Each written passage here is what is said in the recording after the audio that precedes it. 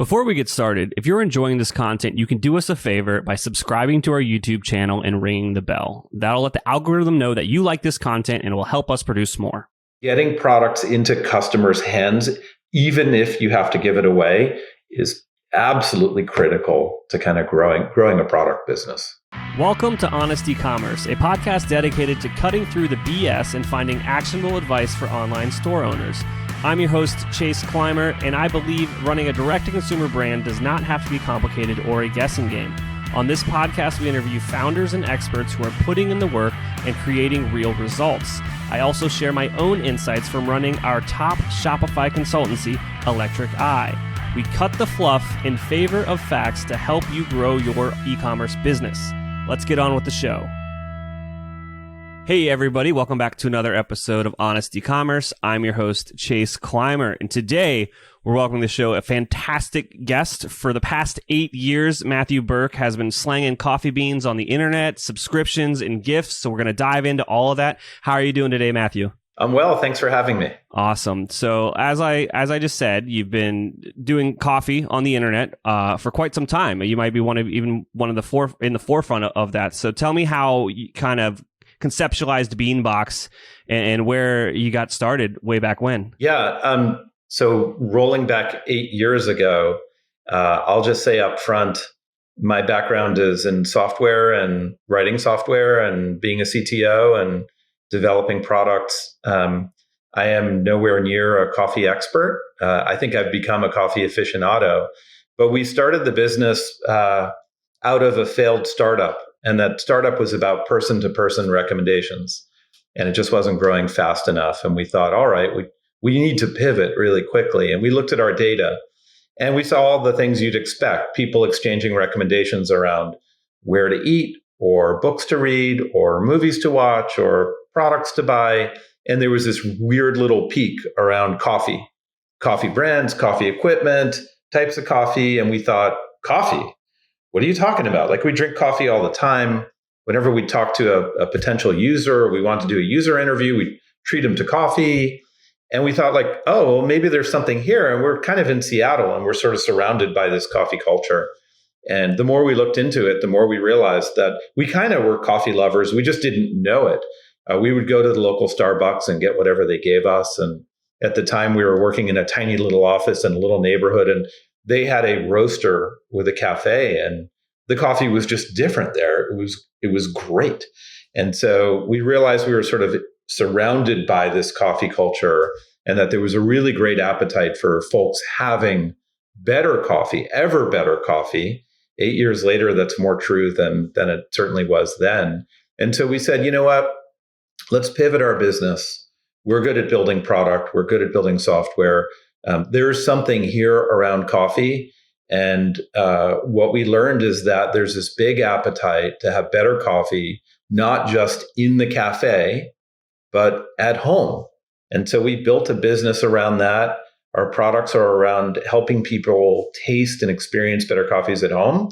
And we started building kind of an e-commerce platform. We built the bulk of it for what it was back then in a weekend. And we launched it, and out of nowhere, we had people buying coffee. And the amazing thing is, when we went to our coffee roasting partners and told them what we were doing, they said, you guys, don't you know that you can't sell coffee online? You can sell coffee in a cafe, in a supermarket, but no one's going to buy it. And 8 years later, that pivoted business is going really strong. And as I said, the people now more than ever, after spending 2 years kind of holed up at home, they want to have better coffee experiences at home, and our products are built to do that. Absolutely.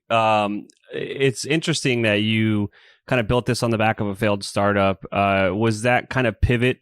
As you were talking about that, it made me think of the lean startup. Are you a fan of kind of that mentality in that book? Yes, absolutely. We're big fans of time boxing, effort boxing, thin slicing, getting data really quickly, error by action as opposed to inaction.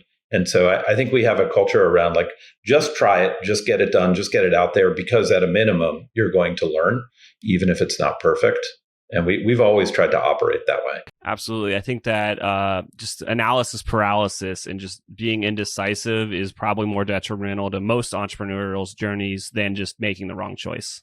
Yeah. And, sometimes you'll make the wrong choice, but you're going to learn. You're really going to learn from it.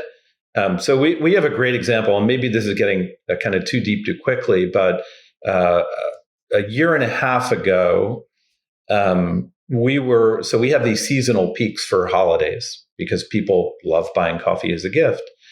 And the calendar kind of pushed us past the time when we'd be able to ship products to people for a gift.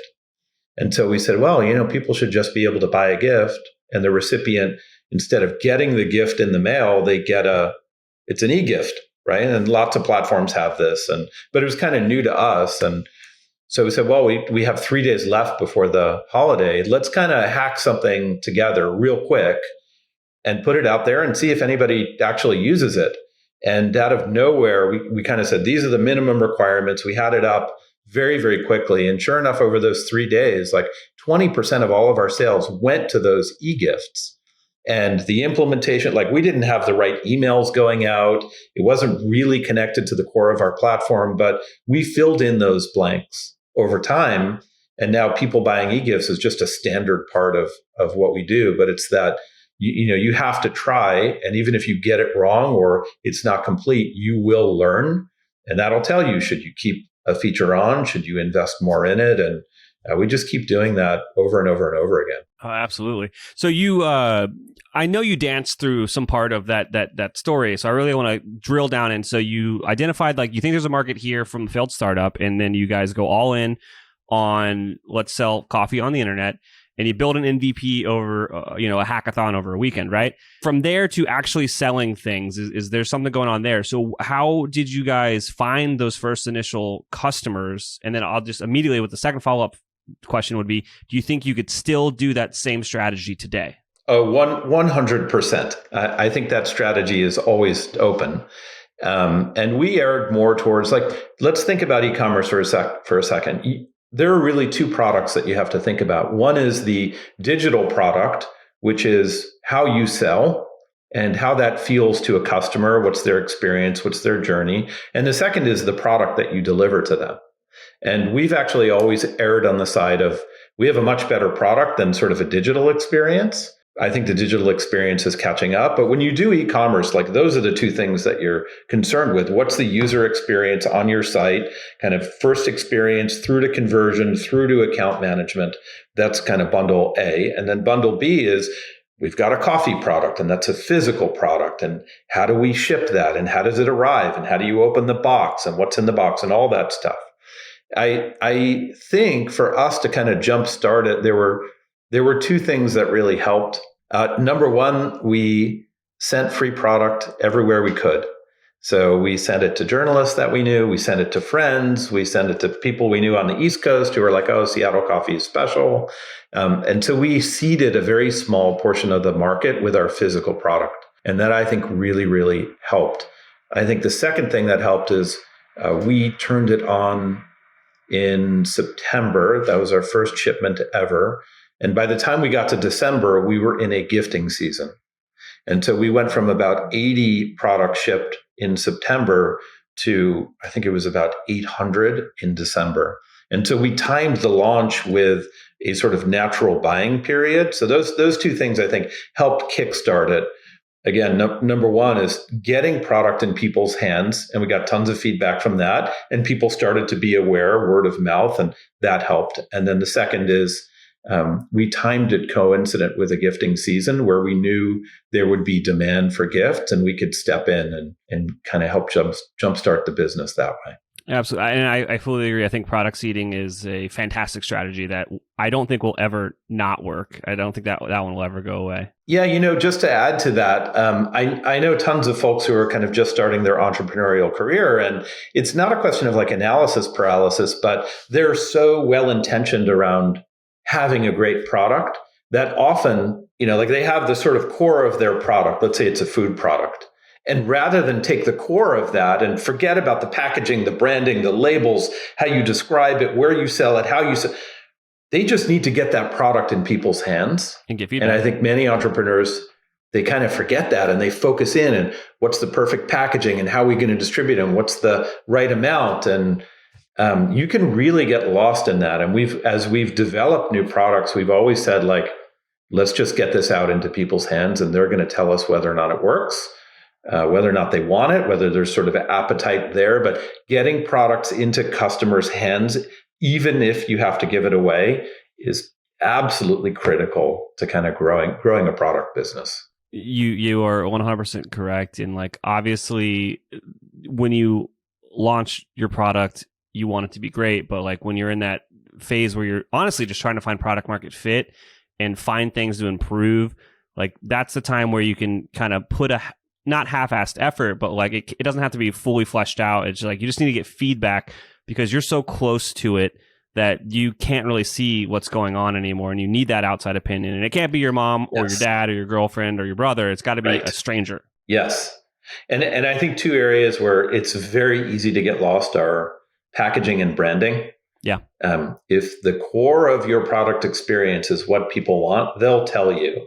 And even if it comes in, even if you have to hand it to them, it can come in the worst possible packaging. And you can just develop that over time.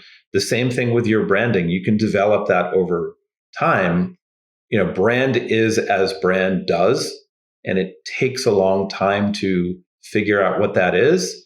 But it's easy to get lost in that work. And thankfully, we just, as I said, like we erred on the side of like, we've got a product, like let's get it out there really quickly and we'll figure it out afterwards. Absolutely. So within kind of your interview questionnaire that most guests fill out for those that want to know like the secret behind the sauce here, you mentioned a phrase that I actually had not heard before. So I want to understand this. You mentioned that you could kind of discuss how to avoid price spiraling. What is that? Because I'm not aware of that term, but I think it'd be a fun conversation. Yeah. So, I mean, this happens in the life of every startup where they have a product and maybe they don't know who their competitors are, or it takes a while before they have enough penetration to see competitors in the market. And what happens very quickly is that you start doing point-by-point comparisons, and those very quickly go from the difficult stuff, this is where they source their coffee, or this is how they package their coffee, or all of the hard stuff. It goes very quickly to like, oh, well, they're offering it for $8.99, and ours is $22.99. And so how can we expect to convert someone if our price is higher? So let's drop our price to match theirs. And sure enough, they're watching you and like they're like, oh, you know what? Well, maybe for a first box on a subscription, we're going to drop our price too. And there's a temptation to, I call it price spiraling, but it's essentially looking at your competitors and trying to play a who can sell for a lower price game as a key to either upping volume, upping conversion, and or both. And so one thing that was very, very hard for us when you're young and you're growing as a company, you just want volume. And time is very expensive and very risky. And so I think the temptation is to drop your prices so that you get more. And I'm not saying that one-off sales and customized offers and discounts. I'm not saying you shouldn't ever do those. We do those all the time. But the core of your product has to sustain its value over time. Value is not the same thing as price. And so it took a long time to learn this lesson that where we need to focus is telling people what the value is and communicating that and proving it in the product. And if you do that, then you will feel comfortable coming to the market and having a higher price because it's justified. And, we've spoken to so many people and they're like, well, look, you can go to so-and-so coffee club and they're going to be less expensive. And why would they go to you? And you say, okay, well, number one, we have free shipping. We don't tack that on. Number two, you get 10% back or 5% to 10%, depending upon what you buy in BeanBox credits that you can use elsewhere. There are like all of these benefits and there are about half a dozen other ones. And if you hew to those benefits, then you don't have to play a price game. But the moment you play a price game, what you really do is you kind of drop the floor of the market. We never imagined this, but there have been times when we've upped the price as a test just of price elasticity. And as we increase the price, we actually get more demand because people see the value and they associate that with your brand. So, if your product is a commodity product, then you can play the price game. And that's just a question of like, can you afford to play it? But if you are selling a premium product, the last thing you want to do is undercut your own value by selling it for as cheap as possible just to get volume. There are other ways to get more volume that don't undercut the value of what you do. So, it's a very complicated topic, but we've tried to avoid playing competitive pricing games because, our coffee is different. The way we handle it is different. The presentation is different. The benefits that accrue, they're all different from our competitors. And so we want to play the game of proving our value to a customer with every shipment, as opposed to saying, we're the cheapest. And if we wanted to be the cheapest, we wouldn't be selling online. We wouldn't be sourcing coffee from 50 different roasters. We might be a roaster and bring in tons of coffee and then sell it at a grocery store. We don't want to be cheapest. We want to be highest value and best experience. And in order to do that, if you start playing the pricing game, it undercuts your brand and who you are. You just shared so much gold there, and I want to double down on just any entrepreneur out there there's something where you kind of get caught up in looking at your competition. Just stop. You don't know their margins. You don't know their finances. You don't know if they're bootstrapped like you might be, or if they've got, a backer that is willing to spend money to acquire customers at a loss. You don't understand, their goals in business. There's so much, and then their product is different. Their target demo is probably different. Like, there's so much that's different between you and your competitor. So getting caught up in playing that comparison game, honestly, is just a net loss. Like, it's just not even worth your time. Yeah, I think you put it very, very well, which is, we have competitors where they've raised a ton of venture, and they're going to drop the price in exchange for volume, and they're going to keep doing that all day, every day, and it's not going to hurt them. And they're going to spend tons of money on marketing, and they have an agency, and everything is slick and well produced. And we don't want to compete with that. We want to have the best product and service that we can provide. And if we don't get a customer because they're going to them for price reasons, maybe they're not our best customer. And over time, we think those customers will come back to us because of what we do provide. But you're totally right. Don't get lost in your perception of a competitor because you don't know what's driving the behavior there. It could just be that they have a ton of capital and they need to spend it. They could be making bad decisions, and you don't want to emulate that activity. Yes, that's exactly right. If you're struggling with scaling your sales, maybe Electric Eye can help. Our team has helped our clients generate millions of dollars in additional revenue through our unique brand scaling framework.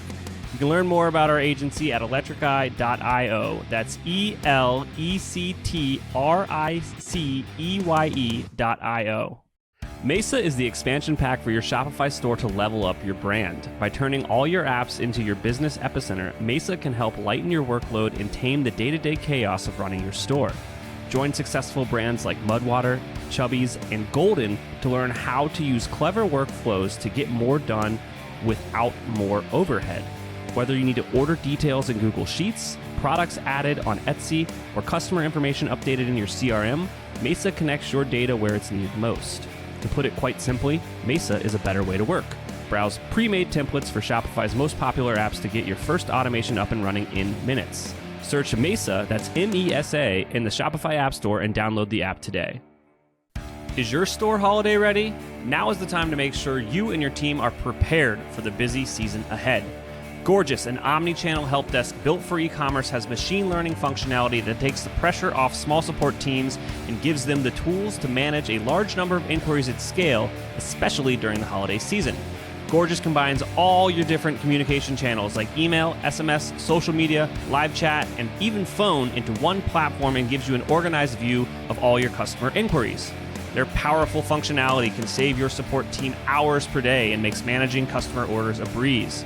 Merchants can close tickets faster than ever with the help of pre-written responses integrated with customer data to increase the overall efficiency of customer support. Their built-in automations also free up time for support agents to give better answers to complex product-related questions, providing next-level support, which helps increase sales, brand loyalty, and recognition. Eric Bandholtz, the founder of Beard Brand, says, "We're a seven-figure business, and we have essentially one person on customer support and experience. It's impossible to do it without tools such as Gorgias to help us innovate." Learn how to level up your customer support by speaking to their team. Visit gorgias.grsm.io/honest. Mention this podcast when you sign up to get 2 months free. That's gorgias.grsm.io/honest. Our partner Rewind can protect your e-commerce store by automatically backing up your business-critical data. Rewind should be the first app you install to protect your store against human error, misbehaving apps, or collaborators gone bad. It's like having your very own magic undo button. Trusted by over 100,000 businesses, from side hustles to the biggest online retailers like Knix, Paul Mitchell, and Pampers. Best of all, visit rewind.com/honest-ecommerce to get your first month absolutely free. That's rewind.com/honest-ecommerce. Getting an online business off the ground isn't easy. So if you find yourself working late, tackling a to-do list that's a mile long with your 5th cup of coffee by your side, remember, great email doesn't have to be complicated. That's what Klaviyo is for. It's the email and SMS platform built to help e-commerce brands earn more money by creating genuine customer relationships. Once you set up your free Klaviyo account, you can start sending beautiful, branded messages in minutes thanks to drag-and-drop design templates and built-in guidance.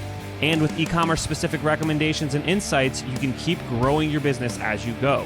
Get started with a free account at klaviyo.com/honest. That's KLAVIYO.com/HONEST. Talking about fundraising and capital and bootstrapping, I know that you've got some opinions on that. So what can you share with our listeners around that? Yeah, we haven't really taken any venture. So 8 years in, we've raised a total of about 6 million. That's all from kind of local angels, people that we know. And so we've been very conservative on fundraising. And we've done that mostly because one of the ratios we look at in terms of the long-term health of our business is the capital raised to revenue generated ratio. And so for us, that's just shy of 5x. And what that means is that on that 6 or so million that we've raised over 8 years, we've generated over 30 million in revenue. And so that, in our opinion, is pretty capital efficient. There are companies where, they might do a $15 million raise, but the amount of revenue generated out of that is not that much more. And so we think about what's your long-term capital efficiency? I think the other area where we've focused is trying to stay pretty lean. And for probably our first 7 years, we were very lean on people. And it wasn't until the past year that we started to invest very heavily in people who had, I call it, they had seen the movie. And so people who had been in similar businesses, had scaled those businesses, knew what they were looking at. And it wasn't really until the past year that we invested really heavily in people. And that's kind of rocket fuel for a business. Once you get to a place where you can start to afford those people, they can really be force multipliers in your business, but it can take a long time to get there. And before you get there, your best bet is bring in people who are really smart, who will just figure stuff out. But over time, as your business enters a new life cycle, you can start to bring in people who they'll look at a problem that maybe you've had for 5 years and they'll say, this isn't a problem. This hasn't even started to become a problem. Have you done this thing and this thing? And you say, well, what are those things? And they'll say, oh, well, it's really easy. We'll do this. And now it's no longer a problem. Now your problem has moved to something bigger and more valuable. So investing in people is it's very expensive, but it's kind of the best investment, one of the best investments you can make for your business.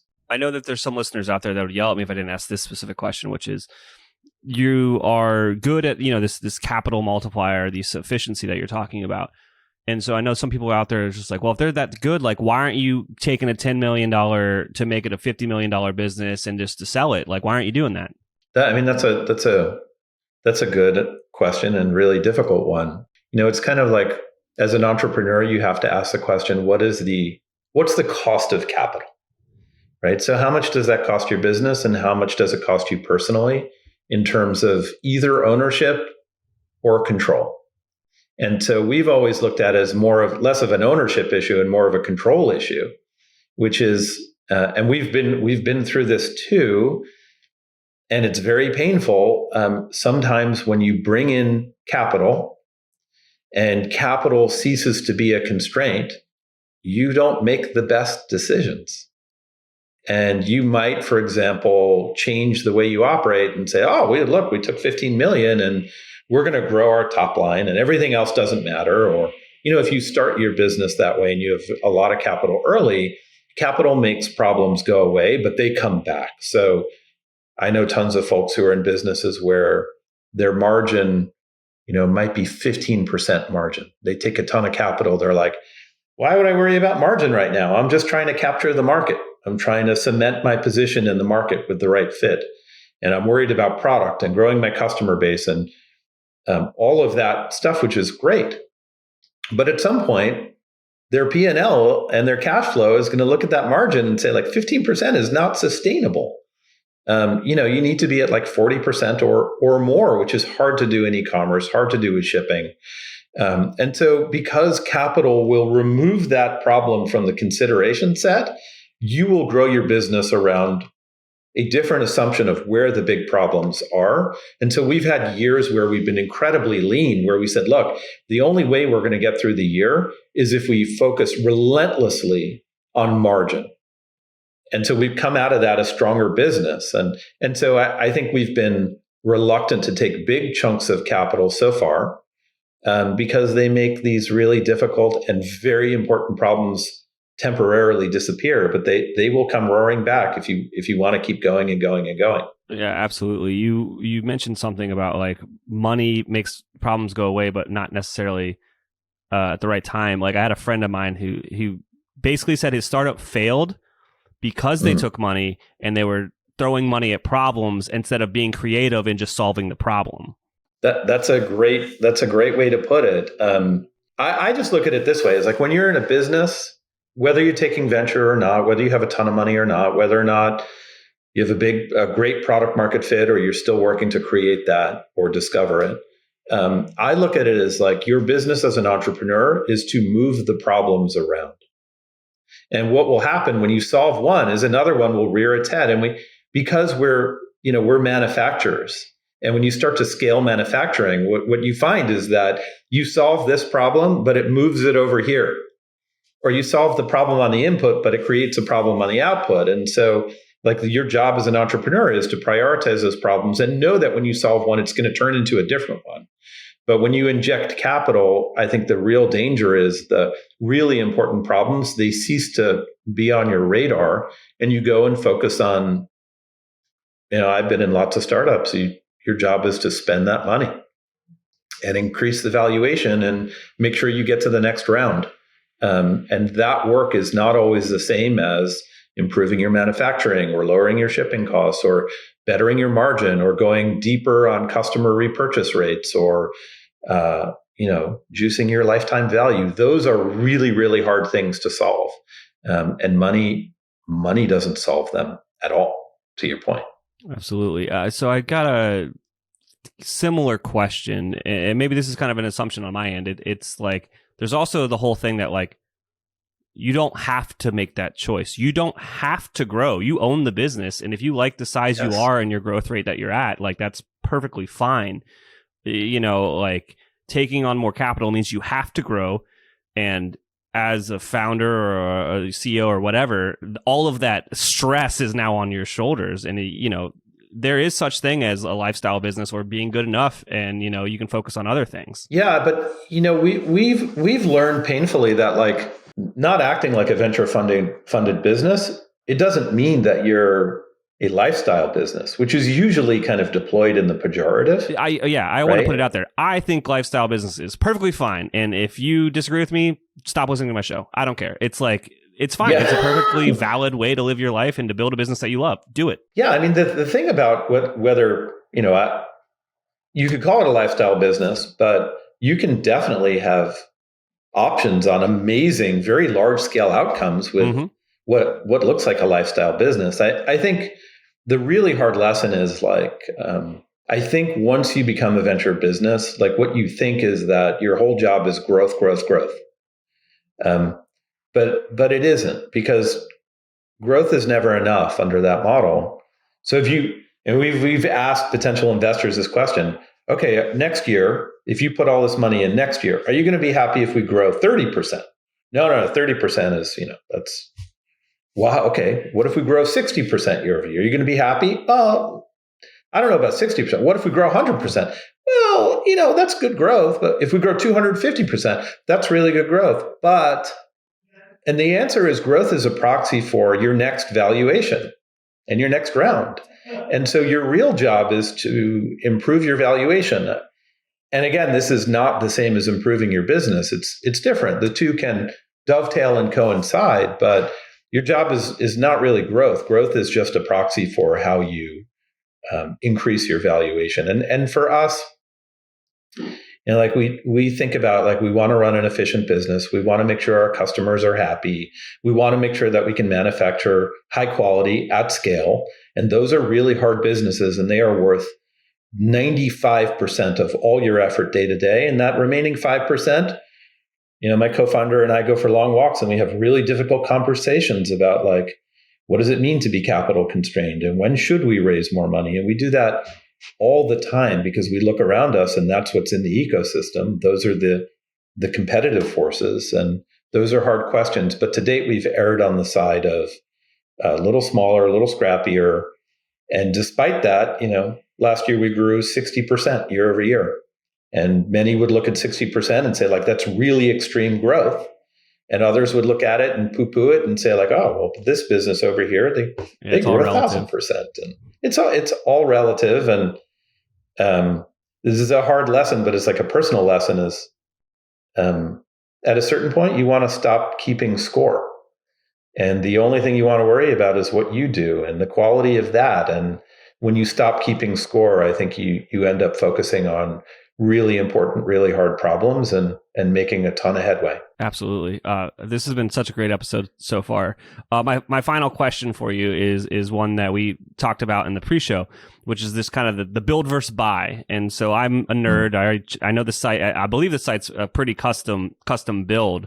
I'm assuming kind of your history in software led you down that path. But do you have any opinions on when to make that decision to go fully custom and any of the kind of solutions out there in the ecosystem these days? Yeah, I mean, it's kind of use case specific. So I'll give you an example. Like checkout. Checkout is really hard to do, really hard. And the folks at Shopify, they do a great job of it. Or the other folks at Bolt, they have a great checkout experience. But it depends on your use case. So like if you go to a Bolt or you go to a Shopify and you're like, look, we sell subscriptions and individual items. And by the way, when people buy gifts, they have to be able to send it to multiple recipients. And sometimes it's dozens of recipients. And we need that support. And we need a custom promotional support where a discount can get you discount off the initial, or it can get you a discount off the ongoing recharges and . And so when you start looking at those platforms as your business tries to support more and more valuable use cases, they don't always fit anymore. And so we took this approach from the start, which was we're going to build our stuff until we realize it's not core to what we're doing, and then we're going to hand it off. And the areas that have remained core for us are, we do have a custom checkout, right? We do have custom recharge engine that we built ourselves. We have a custom catalog because the products we manage they're not the same as a t-shirt. And we manage our supply chain through all that software. But we have identified places where we add no value. A great example is like shipping software. We had zero value trying to integrate with FedEx and USPS. And so we've always picked a partner there. And those have been great, where we don't have to worry about writing a bunch of code, and they take care of the use case completely. So for shipping, we use EasyPost. Another example is when we started, we had all these custom lifecycle flows for customers and visitors for email. And so we wrote all the code and who gets what email and when do they get it and what happens if they convert and this and that. And we realized that there are platforms that do that better. So we migrated a couple of years ago to Klaviyo. And that puts all of the sort of power and strength in the hands of our marketing folks. And we don't have to write a lick of code to support it. It's all supported. And so that's an area where it's not within our wheelhouse. It doesn't add value. But when we turn to someone like Klaviyo, it adds a ton of value, and we're not writing code for the wrong reasons.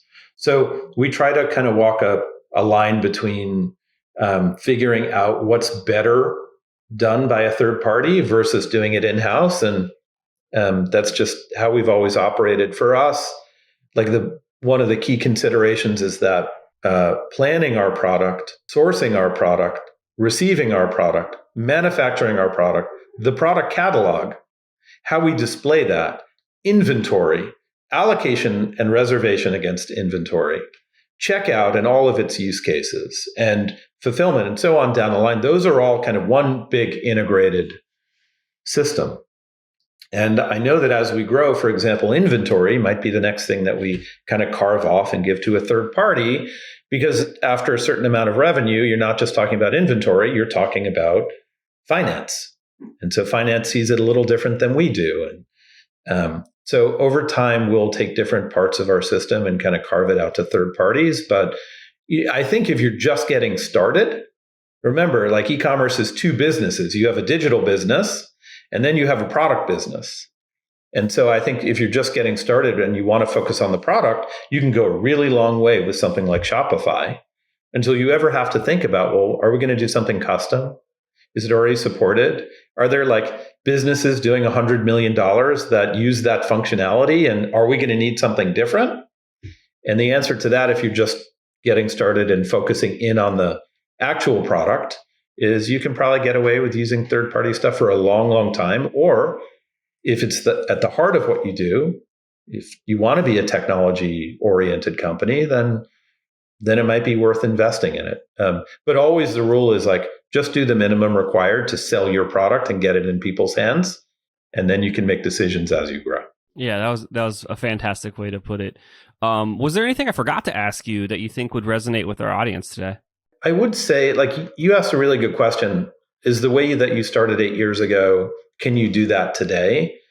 And I think the only caveat I would add is, some things are different and they're really important to note. Like the tools now that are available, they're much better and they enable much, much more than we had. Like if you wanted to do a referral campaign 8 years ago, like you were writing some code, or even the people who built businesses around referral campaigns, like they were brand new. Similarly, like Shopify was around, but it was still relatively new. Email providers were much more primitive than they are now.